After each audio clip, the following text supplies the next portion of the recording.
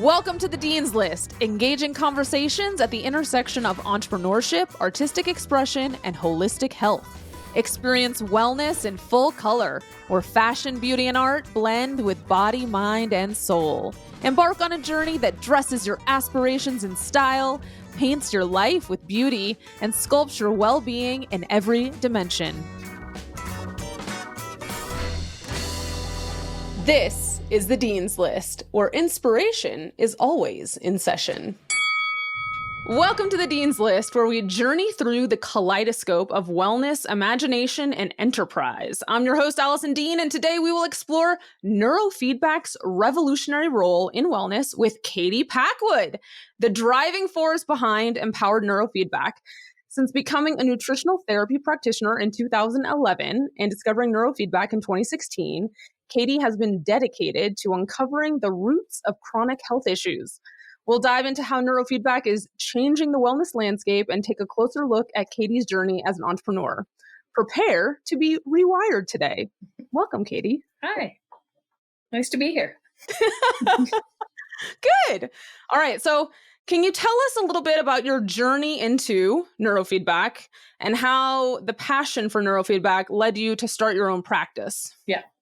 Well, my whole journey into health started because of hair loss, which we'll just talk about that elephant in the room right now. So get that out of the way. Right. So yeah, this autoimmune thing called alopecia. I hate to say I have it because language is very important. So I don't need to own that. It's happening, whatever. So, and that's what got me going like down the rabbit hole of health was, why is my hair falling out? And so that's what got me into nutritional therapy in the first place, because I was not very satisfied when I went to doctors and they were basically like, we don't know why these things happen to some people and you can basically wear wigs and take steroids. And I'm like, okay. So that was what led me down the rabbit hole. And obviously I'm still working through all of that. As to why it happens. This is a recent flare that's taken my eyelashes too, and my peach fuzz even. I'm oddly smooth. It's very weird.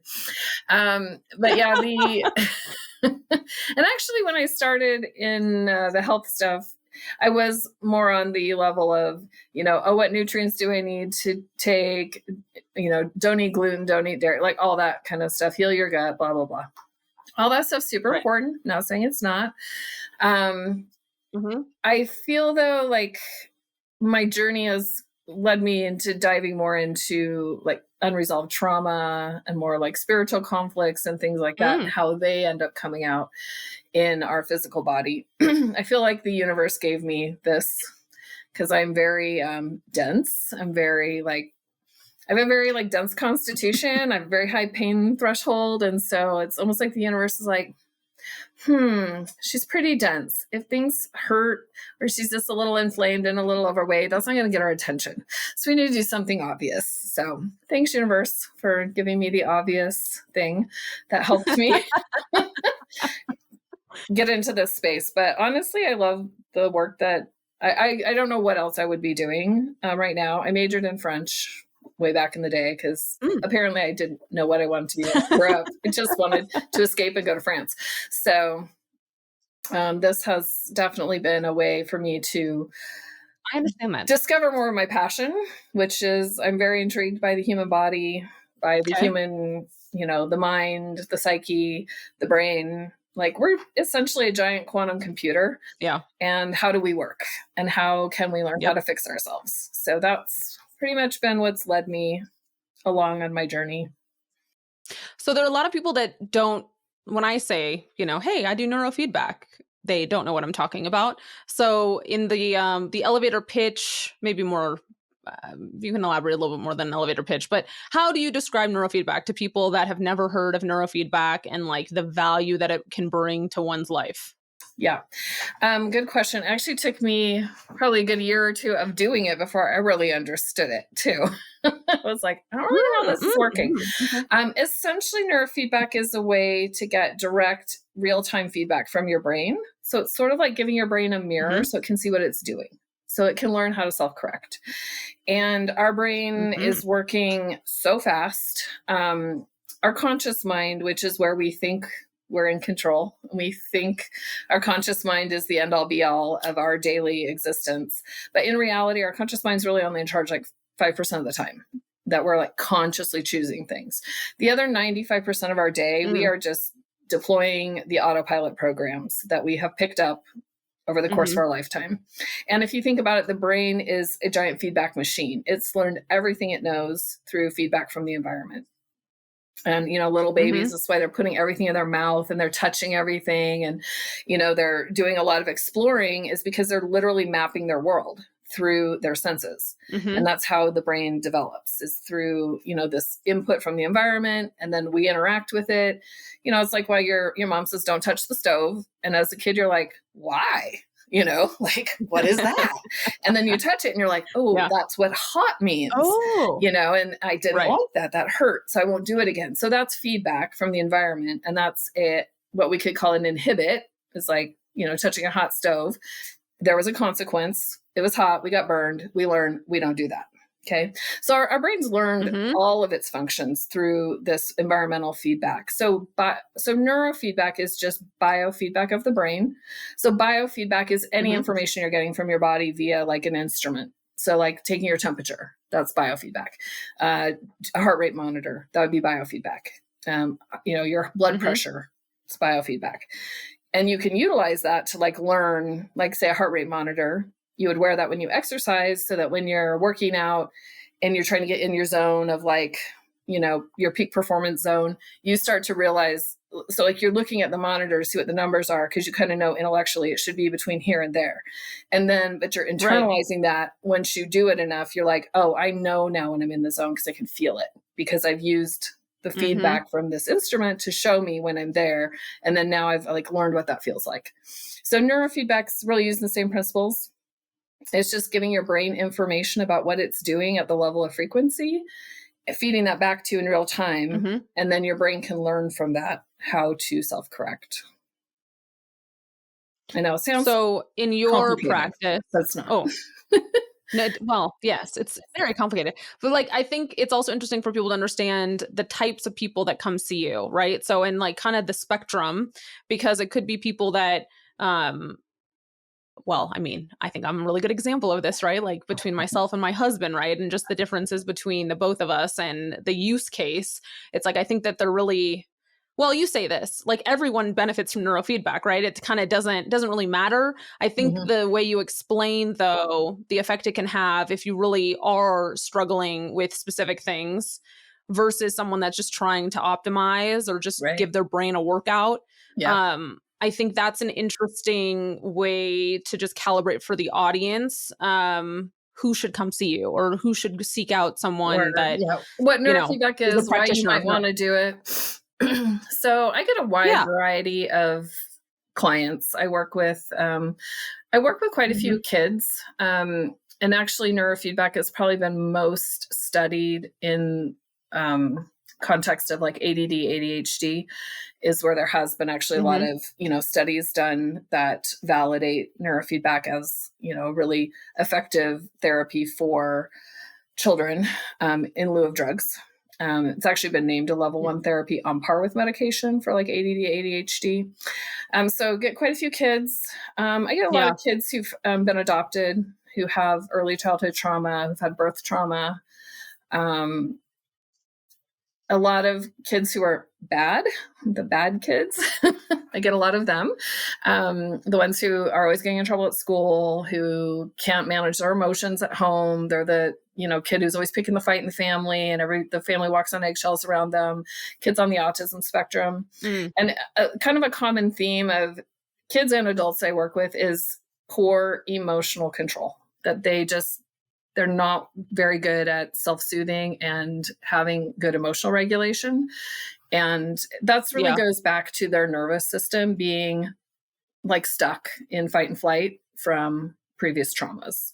So I would say trauma is kind of the theme that connects all my clients, is they've had some sort of trauma that sort of like pushed their nervous system's ability past its ability to really return to a good sense of self-regulation, and they've gotten stuck.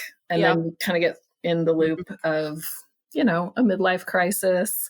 There's lots of reasons why people come and do neurofeedback, but essentially the root of it is that a person's ability to self-regulate has been, affected by a lot of stress, accumulated stress, or a specific acute event like a car accident or something like that, that's just gotten them to a place where they just don't feel very good. They have fear, they have anxiety, they have depression, or they're just not managing their relationships and their emotions very well. I think it's a really interesting modality, though, because there are so many people that will turn to synthetics or, pharma or different things that, well, I mean, I wouldn't default to turning to those things, right? And so just the whole idea that there is a tool that can really help train your brain, I wish it was more widely used. You know what I mean? Because I think that there's so much power in, especially just with it. We're like, there's an onslaught of things happening in our brains every day now. And so now more than ever, I feel like we need tools like this. And we're starting to see more of that, right? There's certain like at-home tech that's starting to come out, but that's probably a whole other episode for us, Katie. Okay, let's back to the questions. Okay, how do you define wellness? So that's like part one. And what role does neurofeedback play in your mind in achieving optimal mental and emotional health? I feel like wellness is feeling good in your body, just feeling good in your life. And that doesn't necessarily mean you have to have like certain blood markers in this range or that range. It's more like, do you feel good? Are you in touch with yourself? Do you understand yourself? Do you understand your goals?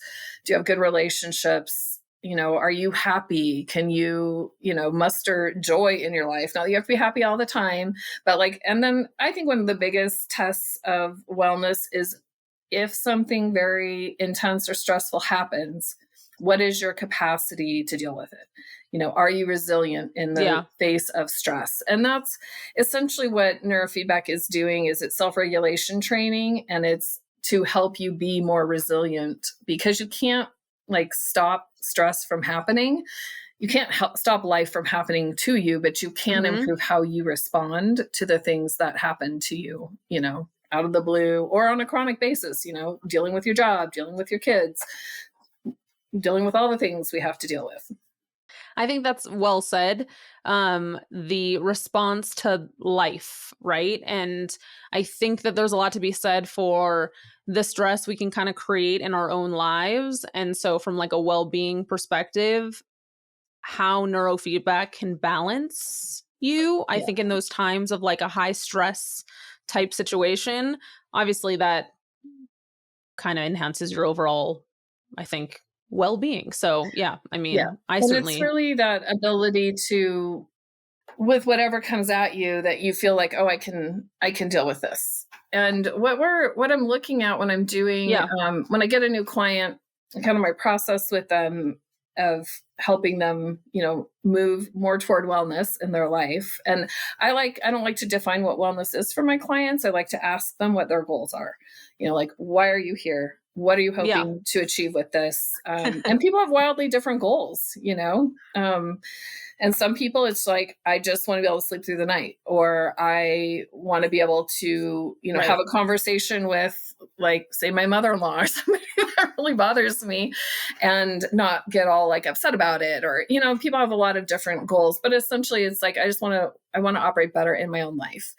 And so when I get a new client, we'll have that conversation, sort of identify, and I have them fill out a questionnaire that helps me identify what their highest priorities are. And then I utilize that, plus just talking to them, helping them identify some goals that they want to get out of this work, because neurofeedback is a process. It's not a one-time like treatment. It's really intensive guided brain exercise that, just like if you wanted to run a marathon, you wouldn't like work out 3 or 4 times and then go run 26 miles. You would need to like work out every day and Let's have hope like not. a schedule, and I'm going to run a long day and then a short day and I'm going to do sprints and this and that. And neurofeedback's a lot the same way. It's exercise for the brain, but once you put the brain through these essentially exercise sessions, you are teaching the brain that it can connect in different ways that it's not used to connecting that way. And it's just like how you learned how to ride a bike. It's the same process with neurofeedback. It uses operant conditioning. So operant conditioning is like, let's go to the bike example. When you are like 4 years old or 4 or 5 and you get on a bike for the first time, you have no idea about physics. You don't understand speed and velocity and gravity. And like, you're just there experiencing this thing. So you get on the bike and you start to ride and you lean and your brain's like, you're going to fall, and you do. And so you're like, okay, well, that didn't work. So then you get on the bike again, you start to pedal, you start to lean, and you're like, yeah, okay, we're going to fall again. And you fall. But now like every time you've gotten on and you've leaned, your brain's like, okay, like we're finding the edges here of how far we can go. And it's calibrating every time. And so then, 3rd or 4th time you get on the bike and you start to lean, your brain goes, okay, stop. That's the edge, come back. And then you learn like, oh, go over here, stop, come back. You learn where the edges are. And then you know how to do that. And you never forget that. It's like saying like, you never forget how to ride a bike. So neurofeedback's really working a lot on that same type of principle of operant conditioning, but it's working on it in the autopilot brain. So our conscious mind, going back to that, our conscious mind can only deal with about 40 bits of data per second, which, it's okay. But our subconscious brain, the autopilot part of our brain, can deal with 40 million bits of data per second. It's taking in information from like, and we're not conscious of it. This is all happening under like the iceberg. It's like under the surface. So that part of our brain is just, it's clicking super fast. And that's the rate that neurofeedback's coming to the brain at. It's coming at that high speed of the autopilot brain. So the conscious mind is really not involved, which this is why it works so well, because we're not using the conscious mind. Because the conscious brain is perfect. It's like that ego, like it thinks but like if you could change things with your conscious mind, you would already have done it. So why do you even have problems? Yeah. The reason we have problems is because they're in the subconscious autopilot programs. And those programs were largely installed on our hard drive, because we're like a computer. And they were installed by other people, like our parents, our grandparents, our culture, our church, our neighbors, our siblings, everyone that we were in contact with from like conception up till about age 8 was hugely important in installing those primary programs. And these are, the just our primary beliefs, like how do we communicate? How do we show and receive love? What do we think about resources? And are there a lot of resources, or are they really scarce? Am I safe or am I not safe? These are like really core values that we establish early in life. Yeah. And they really drive us later on in life. And I kind of tell not my kid clients so much, but my adult clients, it's like the first half of your life's about accumulating all the stressors and traumas and like figuring out who you are, because you're dealing with all these programs that got installed on your hard drive that they're not you. And so it's like a sorting process of like, is this program a keeper, or does this one need to go like into the trash over here on, that needs to go in the trash bin. So neurofeedback is a way to work with the autopilot brain to really help it learn different and new ways to connect that were not part of its normal development. So when I'm brain mapping someone, so that's the first appointment is I'm going to do an EEG. And an EEG, which is an electroencephalograph, it's basically just a recording of what is your brain doing electrically. Like there's different speeds that the brain can operate at, from very slow, and our brain's making all these waves all the time. It's just sort of like which frequency is dominating, and where in the brain is that dominating, and how is that possibly, not an optimal balance of basically electrical power in the brain. So it's interesting because our brains adapt to our environment, and our brain will do the best it can to adapt to the situation and to stay functional, right? Our happiness isn't Yeah. really a priority of the brain. Our survival is. So our brain will do things to survive. And I found it's really interesting when I'm brain mapping people. First of all, no one has a perfect brain. It does not exist that I would ever do an EEG and somebody would be like completely perfectly balanced.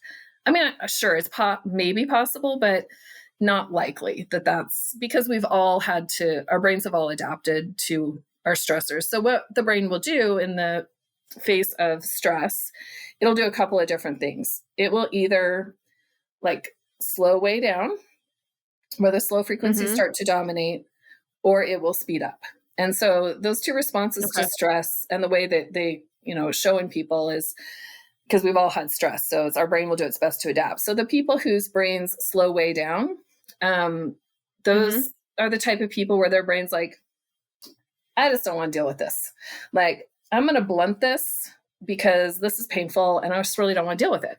So, it's like an adaptive strategy that the brain's almost like protecting us in a way from certain stressors by like doing that, where it'll slow way down. So we're just not as in touch with the stress or the trauma. But the problem with that is there's like what I call fringe non-benefits that go along with that adaptive strategy. So when the brain slows way down, sure, you may not feel your stress as much because you kind of blunted it with all this slow wave activity. But then you also have like brain fog, or it's really hard to focus. You get distracted easily. Those kinds of things go along with that slow down pattern. Then the other pattern is the brain will speed up to outrun the stress. It's like, oh, I'll just outrun it. I'll just outwork it. I'll just, so these are like the workaholics, the exerciseaholics, the busybody people who they never sit down to feel it. And that's where their brain shifts more into like the beta, which that's me. I'm a beta head. So the overthinkers, the people who are like, we're just like, always, and we get the funny thing about that brain pattern, adaptive pattern, is that society really gives that pattern like a lot of like, oh, good for you, you're just busy all the time and so productive. But it's not necessarily a better pattern. You tend to burn out when you're in that pattern, whereas the other people just get real tired because they're in kind of that slow pattern. So there's not really a like good or good and bad patterns. There's just patterns. And it's just like, how is this brain adapted to stress? And then based off that person's pattern, then I'm going to create an exercise plan for their brain based off what their brain is doing. So it's very individualized to the person. Yeah. You're a personal trainer for the brain. A personal brain trainer. Exactly. Yeah, that's what you are. Okay. So kind of like piggybacking on that, are there any like daily practices or other insights that could complement neurofeedback therapy, like to really enhance overall brain health and well-being? Yeah. Just showing up to do the neurofeedback is really important. I'm typically seeing people twice a week for an hour of brain training.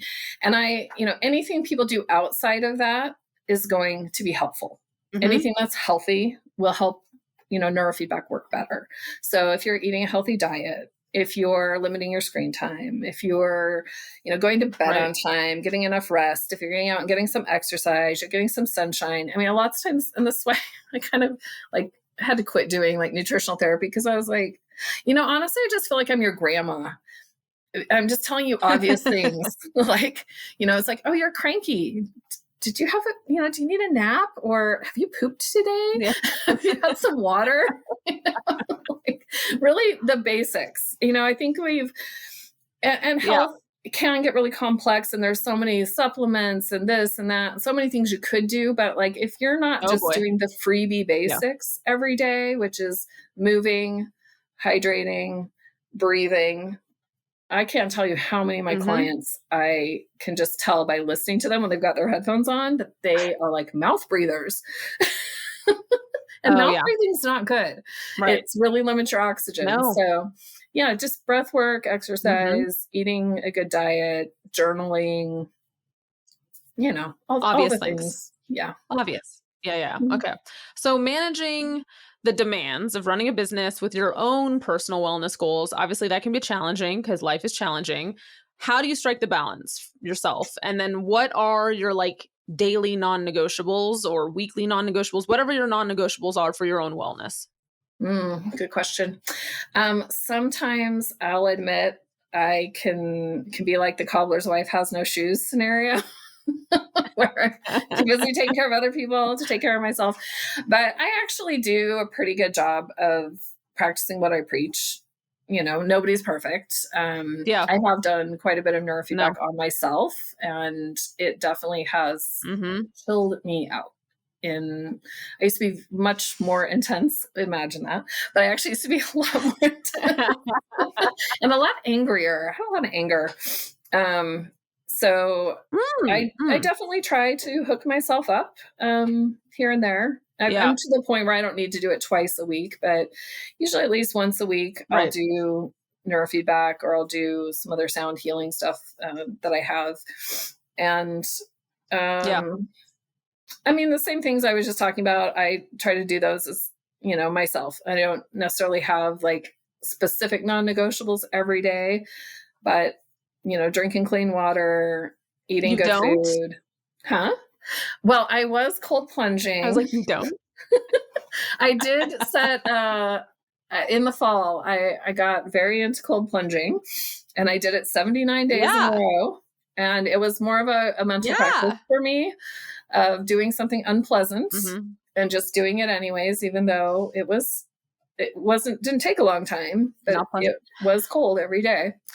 I haven't gotten that back set up since I got back from my vacation, but it's on my list of things to do. So I gave myself a little break for a while, but I do feel like it's good to set, goals here and there and challenge yourself. I will say one of the best practices I feel like I've been doing over the last, I'd say 6 or 7 years, has actually been journaling. Journaling is very insightful. Okay. And not only writing, and it's not like, oh, what I did today. It's more like, what am I dealing with? What struggles am I having? What insights am I having? Which, if you're like relationships with like family or significant other or whatever, like writing about, what you're dealing with can be very insightful. And what I learned as some of the biggest insights is actually going back and reading some of my old journals and reading what I was dealing with. And then I'll make little, like, put a date, make little notes in the margins. And I found that actually that practice has been really one of my better, that I've gotten a lot out of. Therapeutic. Yeah, I like that. You just talked about some challenges. So starting any business, obviously, poses unique challenges. Yeah. Can you share, like, was there a significant hurdle that you overcame with empowered neurofeedback? And if you had one, did it unlock any surprising opportunities? I feel like my business, because I've been at this almost 12 years now, and it's, started with nutritional therapy, then I got into neurofeedback. And the thing I would say about anyone who's starting any kind of like service-oriented business, like a practice, is you just have to be consistent. If you show up consistently and you do your work, it takes about 3 years to really build like a clientele. And so when I first started doing, working with clients, I did a lot of networking. I joined like a networking group. I did that and I did join that when I started doing neurofeedback. And so I did networking for like 4 years, went to my BNI networking group every week, did a lot of coffees, met a lot of people, talked to them. I worked for several years, I worked in a chiropractic office where I did have a lot of interaction with the other patients in that office and would get, clients that way. But just really, like, you got to get out and you got to tell people what you're doing and you got to talk to them and meet them. And something like neurofeedback, people just don't inherently know what that is. So there is like a level of educating people and letting them know that this thing does exist. This is what it does. This is how it works. These are the types of people that would benefit from, working with someone like me. So I would say that honestly, for business, you just have to be consistent, just showing up consistently. You get to the point where the flow, like I quit networking in 2020 because I couldn't do networking meetings on Zoom. I just couldn't do it. Oh yeah, yeah, yeah. I feel you on that. I'm Yeah. a people It's not person. the same. And it Yeah. just, I just couldn't do it. Energy. And so I dropped out of my BNI Yeah. group in 2020. And I feel like I've done enough years of doing this business that I kind of have a consistent referral network of past Yeah. clients and practitioners. And I'll be honest, like we've had a lot of Californians move to Idaho, and Neurofeedback started Mm-hmm. in Southern California. So a lot of those people have just found me online because they're looking for somebody here that does that. So I've definitely benefited from the influx of How convenient. Californians. I love the How very Californians who convenient, come to Katie. Idaho. So including you, The ones that Alison. have come to see you at least. Yeah. Yeah. Right. Yeah, well, I only get the ones that have come to see you. cool Californians. So yeah. You heard it from Katie. I'm one of the cool ones. Mhm. Okay.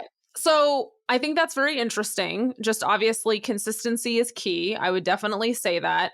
I think one of the challenges that would come to mind for me is really just it's the teaching aspect. And also I think the fact that you really do have to put in the time for neurofeedback, and you're not necessarily ever going to, like, it may not be obvious as fast as you want it to be how it's affecting you. And I think that's very frustrating for some people. So on the one hand, and I think I know this because I know some people that go to see you, right? There's an obvious, I see the changes happening in me. But there are other people that are like, I don't know, I can't see anything. But it is training the brain, right? So there is something to be said for keeping at it, right? Like you don't stop going to the gym. You should always go to the gym. But I think that's probably the thing that would stick out for me of just like how you can keep people on the wagon with you, right? Yeah. Well, I mean, one thing that's, I would say, beneficial for me versus just like any, let's say like I'm not a doctor, but let's say like a family practice doctor or something. I'm not in the system. I don't take any insurance. So when people come to me, Right. they usually have a fairly high, like a problem they want to solve, or they have a commitment already because they're going to come and they're going to come Right. twice a week and they're going to pay out of their own pocket to do it. So the kind of client I get is already at like a higher level of investment in themselves. And so that's an advantage to me. And that's some true. of it's just trusting the process too, where, and Mhm. even with myself, when I started doing neurofeedback on myself, I could sort of feel it. Like, I was like, yeah, I mean, I feel like I could definitely even feel it during the sessions. I'd be like, oh, it's almost like my brain's trying to like downshift. Like I'm in third gear and it's trying to go down to second, like when I'd work on my frontal lobes. And, I was just bought in because I was fascinated with it and I was doing it on myself. And I sort of noticed some things about myself, but it was actually my ex-husband who was like, oh no, I see huge changes in you. He's like, you're way more motivated. Right. You're more chill. And I was like, huh, fascinating. So it's actually interesting that people are not always the best at seeing the changes in themselves, and other family members will be the ones who will notice, because what we're changing is like those autopilot programs that by default, we're really not aware of them. They're running in the background. And so that's really where neurofeedback is working. So oftentimes it's other people who will point things out to you that you didn't notice about yourself. But yeah, sure. A lot of my clients will notice like, oh yeah, I'm handling my stress a lot better. Or it's like when something happens, like they'll have some big stress event happen and then they'll realize how much better they handled it than normal. Like, oh, I didn't yell, or I didn't completely shut down for 3 days like I normally do when that happens. And it's not like it takes your problems away. It just helps you handle them better. I want to talk about your husband for a minute. Yeah. Oh, yeah, sure. Yeah. Because he does neurofeedback with me too. And one of the things that I just love TJ. He's great. But when he very first started with me, he's an intense person. Like he's intense. Like it was like we were having a conversation and we were agreeing, but I felt like he's like going to kill me, and I'm like, wow, like I'm agreeing with you. And I feel like your intensity, I'm like, what if we were actually having a conflict? I'd be like terrified. So, but I think the funny thing with him is, he's stuck with it and done it. And he's just way more like chill. And he's still got his opinions. He's still just as smart as he was. His intensity, like that scary intensity, went way down. And I don't think he really knew that that's how he would come across, or maybe he wanted to. I mean, I'm sure in some instances he's like, I want to be intense, and but I think sometimes he probably didn't even realize how intense he was coming across, and he just seems a lot. And you probably notice, some of these changes too. That for sure. Yeah, absolutely. He's just more like present and more chill. Yeah. Well, yeah. And I guess it's the stress response stuff, right? Like how you react in certain situations.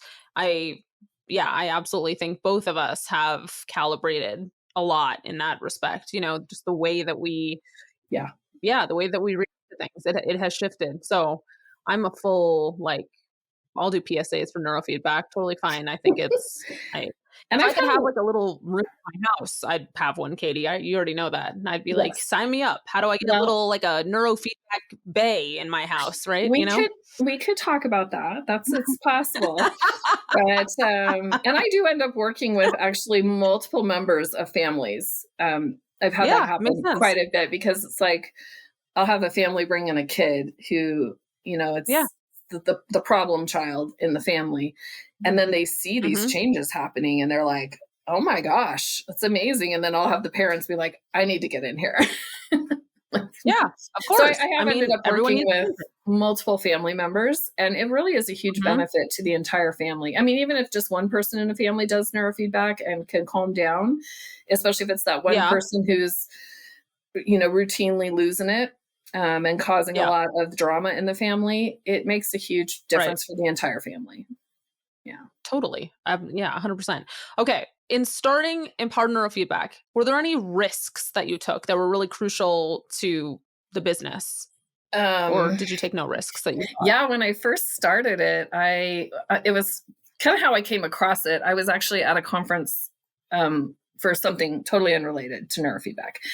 And there were maybe like 75 people at the conference. It was up in Seattle, and one of the vendors there was a neurofeedback vendor, and we were there for 3 days. And so fairly small. So you got to like talk to all the vendors multiple times if you wanted. And I just was talking to this, vendor who had neurofeedback equipment, and I had never heard of it. I didn't even know it existed. And she's telling me like, oh yeah, it can help with anxiety and PTSD and depression and head injuries. And I'm like, how? I don't even understand this. And I literally still didn't understand it, but my intuition said, you should do that. So I literally put a huge amount of money on my Amex card without asking my at the time husband, because he would have said no. That is wild. This is maybe one reason why I'm not married anymore. So that was a huge risk. I put a very large amount of money on my American Express card and bought a system, and just was like, I'm going to figure this out. But honestly, it's been like one of the best things I've ever done. Okay, that's a good tee up too. So, because we're reflecting right now. So reflecting on your entrepreneurial journey, how has this path now influenced your personal and professional development? So what things, now it's been 12 years. How did you reflect on that? Honestly, a lot of the time I'm like, how did I get here? Who would pick this weird thing to do, And it's like, I got my alien non-hairdo and I train people's brains. And I'm like, I would have never thought this up in a million years, 15 years ago. So, and actually that's a good question, because part of what, I don't want to say goal, but part of what drives me in this business is to help people really just get to who they are, and that's why I picked the name Empowered Neurofeedback. And what neurofeedback does, really, I'm not doing anything. I'm just facilitating the connection between my client and the computer so that they can get their brain activity reflected back to them, so they can learn from their own brain's reactions how to better self-regulate. So I'm just kind of this technician, facilitating this process for people.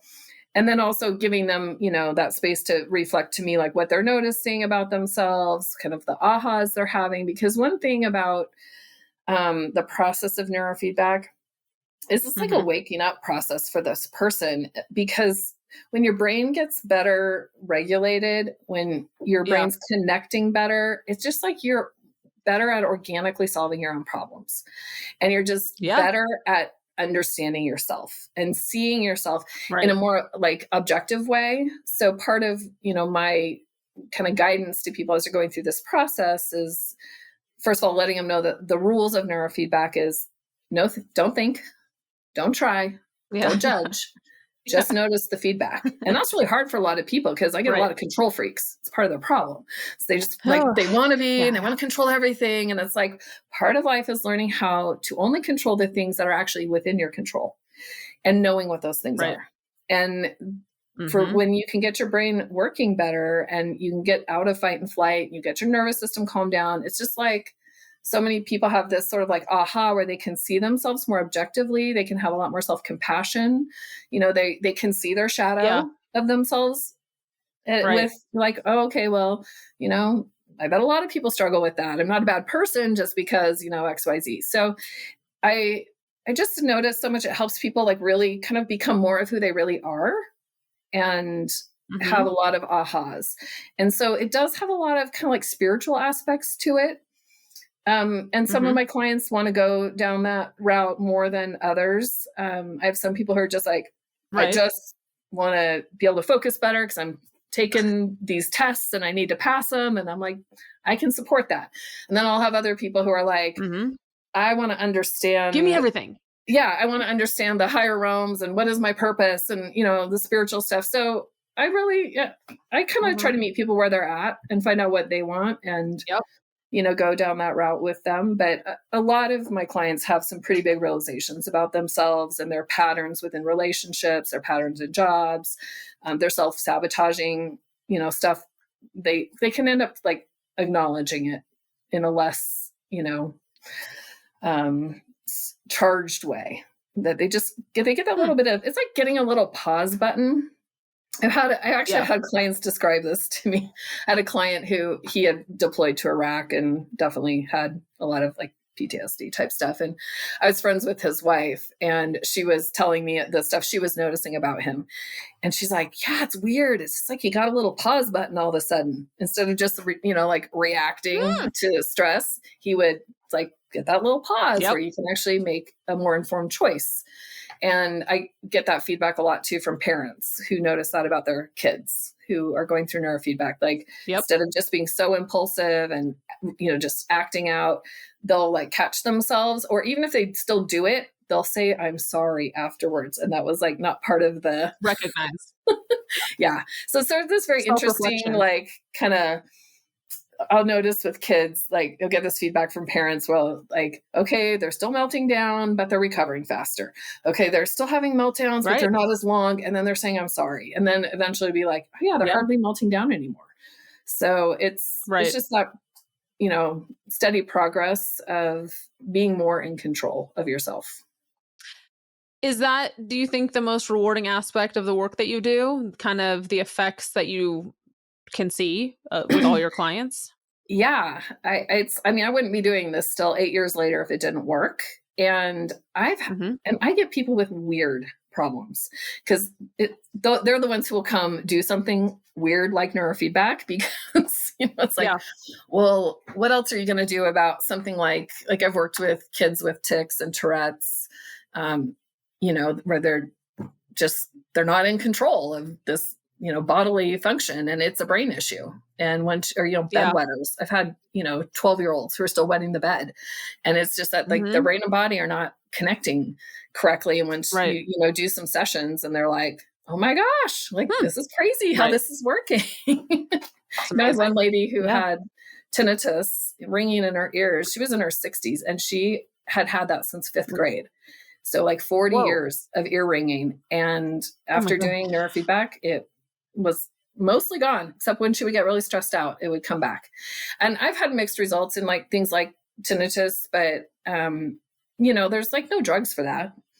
There's there's certain things that you're like, yeah, what would you do about that? I was gonna say, like, related to your entrepreneurial journey though,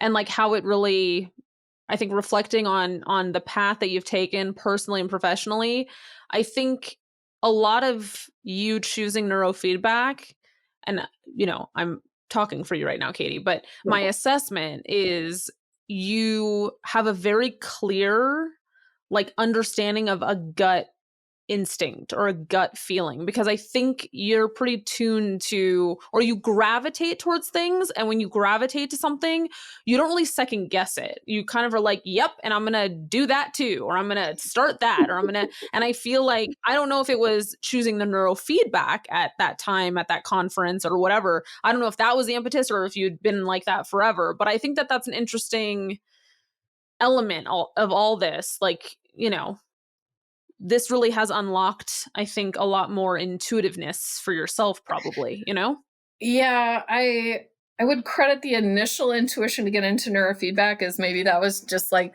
a fluke, or maybe the universe or something. I mean, I actually was going through a lot. Probably one reason why I was drawn toward neurofeedback, like I said, my health issues had gotten me to start looking at a broader picture of health, because I was very much like, oh, you get sick, you go to the doctor. Oh, you get sick, you take whatever pill they give you. And with something odd like your hair falling out, and then the doctors being like, well, we don't really know. I was a little bit, I was a little taken back by that. I was like, you don't know. Like, I thought you knew everything. And so it was a big like revelation to me that there was this whole other world out there of functional health, where you're looking at the body as a whole. And, and I started out more on the physical level of like, oh, what does the physical body need? Minerals, vitamins, gut healing, blood sugar, blah, blah, blah, all of that. But then I really started, and it was probably because I was also doing a lot of emotional work myself. I did leave my religion of origin around the same time that I developed alopecia, which who knows, could be related. Leaving your religion is a very big trauma. And people who aren't in high demand religions usually don't understand that. But I've worked with a lot of, talked to people who've been in high demand religions. Some people call them like cults, and there is a lot of mental reprogramming that you have to do when you change your belief system, or when you question your belief system. I feel like a lot of people actually in our world are in this situation too. It doesn't have to be a religion. It can be anything. I mean, even when I left like the big medicine model, that was a bit of almost like leaving a religion, where it's like, oh my gosh, there's this whole other way of thinking. There's this whole other way of looking at health. And I just sort of through all of that also realized that unresolved trauma, childhood trauma, it all affects our physical body. Our physical, things are not 100% caused. I mean, if it's an acute injury, like you cut your finger and you need stitches, sure, that's cut and dried, like break your leg, whatever, go get it fixed. But the chronic illness issues that we're seeing so much of now, autoimmunity, neurological things, cancer, heart disease, all of these chronic things, so much of them, there's an underlying issue with unresolved trauma and stress from the past. And I mean, this has been borne out in studies too. It's not like I'm just making this up. The ACEs study is probably the best indicator that like our unresolved issues from childhood definitely impact our health later in life. And I would say there's some great things for getting at trauma, like EMDR and hypnosis, but neurofeedback is right up there because it really is just directly addressing the nervous system. Totally. Okay. So kind of shifting gears a little bit, but beyond the financial metrics or financial bottom line, what does success look like for you? How do you measure success in the world of neurofeedback? Well, number one, I love what I do. So to be able to work in a job that I am excited about, learning more about it, going every day. I really enjoy working with my clients, and I love seeing the changes that happen. And when you can get significant changes to happen to people within 3 months, I mean, that seems like a long time, but it's really not. I mean, I've known people who've been seen their counselors for like 20 years and they're still a hot mess, So. Oh, I know a few of those too, Katie. Yeah. Yeah. And maybe they just really like their counselor. I don't know. But it's really gratifying That's to awesome. actually see changes. It's a change. Yeah. Yeah, Right. like That makes sense. especially I love working with adults. I really love working with kids too, because Mm-hmm. when a kid's struggling, like if you can help them to where they're not getting in trouble at school every day and they're actually, getting positive feedback. So many kids are having social issues, and when, you can Right. just through working with their nervous system, you can help their brain recognize faces better, recognize personal space better, and that they start, actually having friends at school and not getting in trouble all the time for like touching people inappropriately. These kids who don't understand personal space and they're constantly like, so that it's really satisfying to work with people and see the changes. And I've had some pretty significant, and it's like, I'm not doing anything. It's like, I get to be here and witness people doing this really life-changing work. Well, you're designing the programs. You're the brain trainer. So you are participating in it, Katie. I mean, you're like, not I'm facilitating their change. You're putting it together. They're the ones doing all the work. Okay, fair. Well, it's their brain. Yes, I guess. Yeah, that makes sense. All right. So obviously technology is very, very integral to neurofeedback. So how are you leveraging the latest advancements to enhance your own services or to enhance the client experience? I mean, you and I talk about this too, like things that are like coming around the corner. And I know you stay up to date on a lot of this stuff, like the new tech, but is there anything now that is super interesting to you, or are you excited to deploy?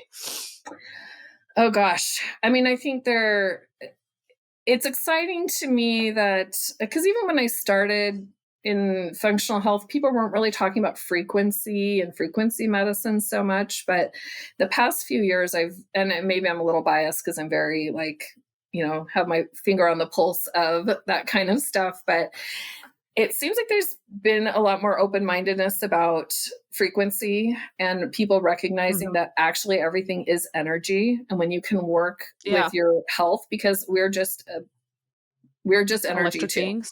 and we are basically a biological quantum computer. So when you can work on your body through frequency, that's just a higher level of medicine. And neurofeedback, works at the level of frequency, which is one reason why I think it's so powerful, is it's, working at the level of how the brain's working already, which is through frequency and through, this information. Really, information medicine is the most powerful kind of medicine. Because if you can just give the body the information it needs, it can, fix itself. Heal itself. Right. Yeah. So more on that front. Yeah, I'm pretty excited about, like different, there's some really cool technologies that deal, with the frequency of the body, with the frequency of the biofield.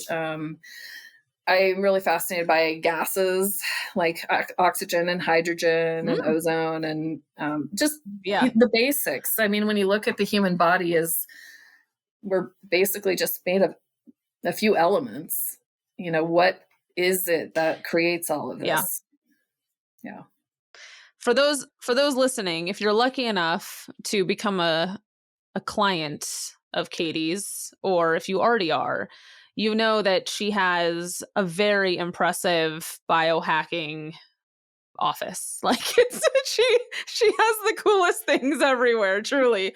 Like anyway, like I wish I could hang out there every day, to be honest. Like I'm into it. Okay, so we're gonna do a quick fire, Katie. Okay. Quick fire round. Quick fire. First thing that comes to mind.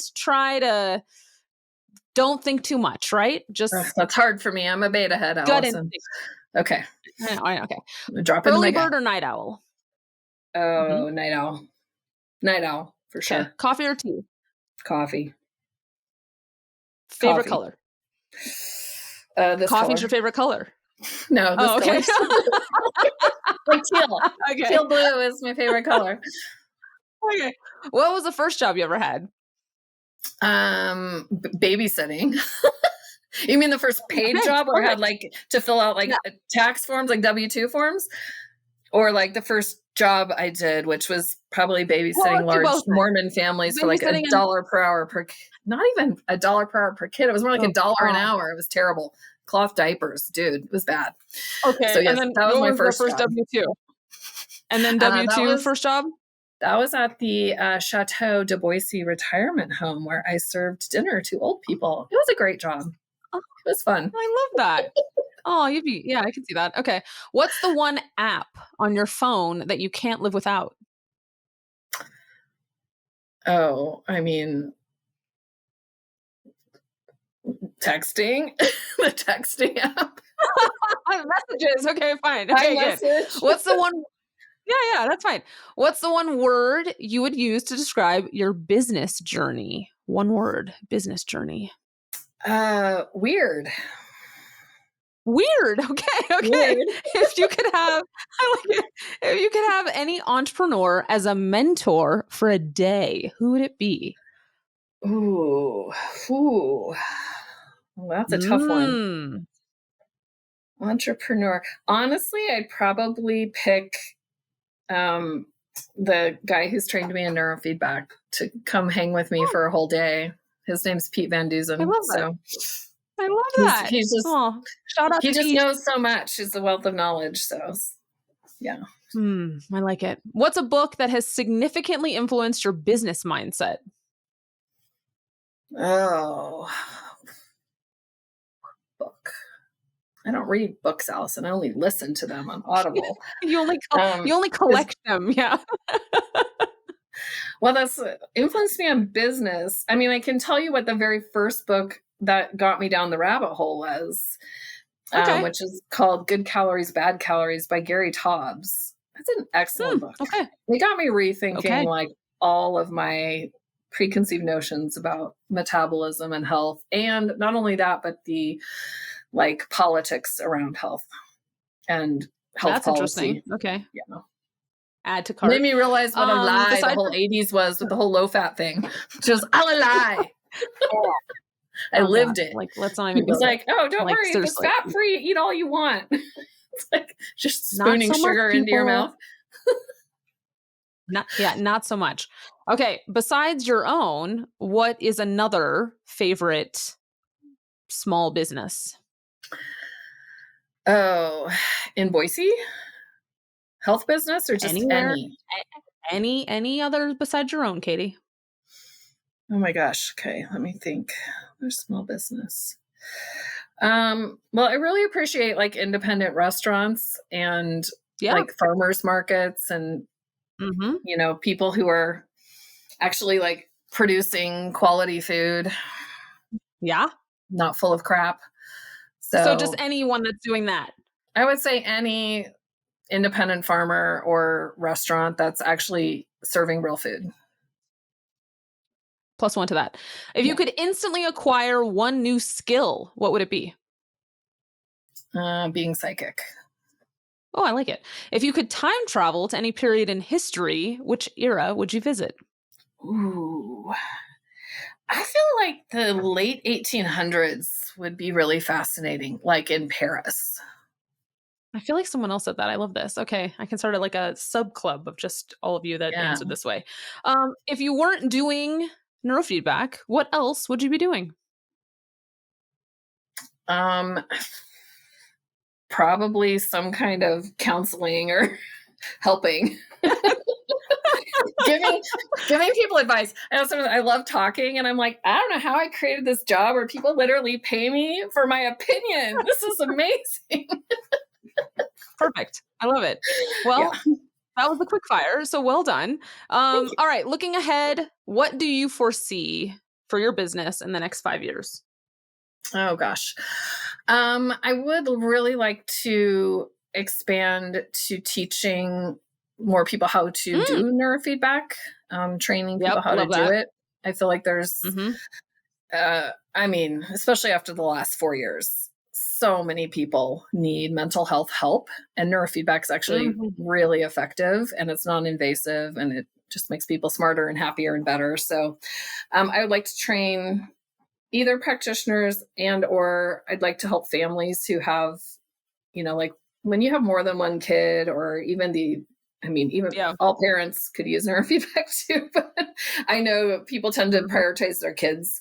And there's so many kids out there struggling with autism spectrum, ADD, just anxiety, and a lot of stuff, just from the last few years of kids having to wear masks and be locked down. And it really took a toll on kids. So I would like to teach families how to like purchase the equipment and do it in their own home so that they're able to do more of it. Because a lot of these kids, they can come to me and I can do it, but a lot of people need way more, than like 24, 36, 40, even 40 plus sessions. And if they can do it at home, then that just makes it easier.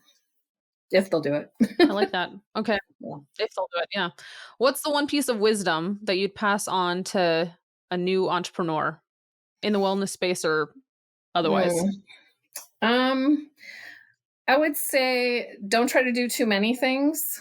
Pick like one thing and get really good at that before you try to do a whole bunch of things, and just stick with it. Like pick one thing and stick with it for like 3 years.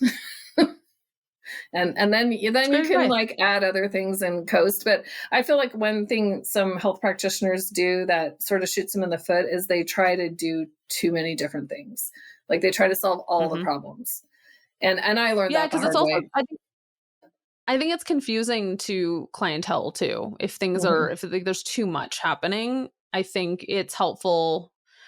Unless you're just really, like an expert at so many different things and it's like, it's a natural, I guess, story. I mean, I feel like some doctors, like functional or naturopathic doctors, can kind of fall into that because doctors do feel like they're supposed to fix everything.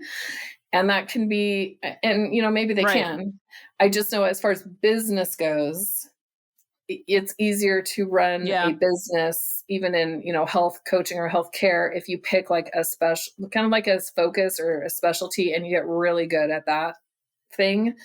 And then if you want to broaden, you can. But I feel like when people spread themselves too thin, they can just feel like they're constantly chasing a lot of things around. Yeah. It's kind of like not every restaurant should be the Cheesecake Factory. Correct. Exactly. Like the menu is too big, right? It's like the Cheesecake Factory did it, but like I don't think any other restaurant can do it. And it's like focus on the good stuff. Exactly, focus. And I myself, I had to do that like for financial reasons, so I could like consistently make a living. I made neurofeedback my main focus. Yeah, makes sense. I do, I have a lot of knowledge just from doing nutritional therapy and the fact that I'm a kind of obsessive information gatherer. So I do offer my clients a lot of like little tidbits around the edges of like, hey, maybe you should look into this, or did you know about this, or did you know about that? But I don't feel like obligated to take that information all the way to implementation and tracking and all of that. So I feel like part of an advantage of like working with me is you get a lot around the edges that, you do. Random Katie knowledge. But I think kind of making one thing your focus and sticking with it is how you actually succeed in business. Here to that. Is there anything that we didn't talk about that you wanted to? You're like, there's so many things, Alison.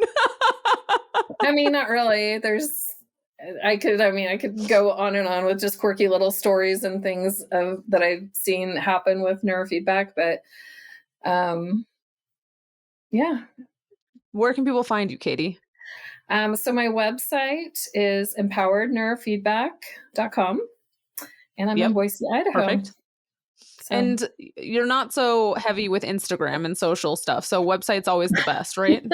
The website's the best. If you're in Boise wanting to inquire about neurofeedback, just send me a message through my website. But social media and 2020 just got too dystopian and I had to step away.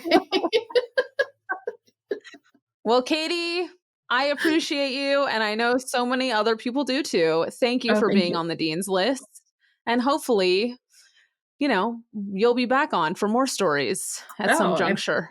Got so many. Thank you so much, Alison, for having me on your show. And just to let your listeners know, if they're interested in neurofeedback and they're in the Boise area, I do offer free consultations.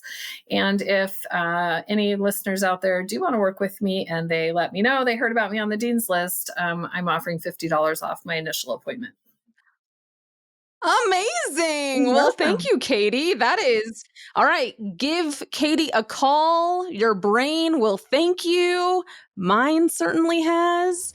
Katie is definitely going to be on my forever rotation of life because your brain matters, right?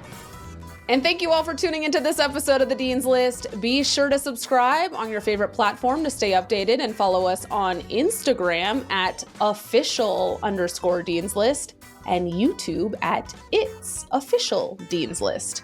I'm your host, Alison Dean. Until next time.